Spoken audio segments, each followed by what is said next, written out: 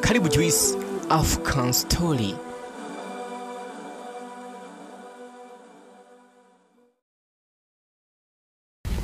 Ndugu wananchi, naitwa Kanali Bernard Masala Mlunga, kaimu mkurugenzi wa habari na uhusiano, Jeshi la Ulinzi la Wananchi wa Tanzania.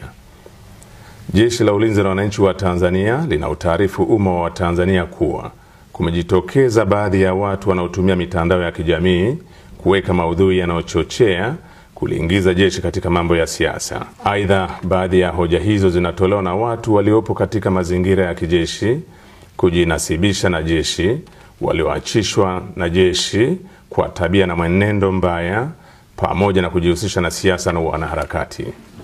Kwa mantiki hiyo, Jeshi la Ulinzi la Wananchi wa Tanzania linapenda kuutaarifu umma wa Tanzania kuwa linaendelea kutekeleza majukumu yake kikatiba kwa uaminifu, utii na uhodari kwa kuzingatia kiapo chetu. Asanteni.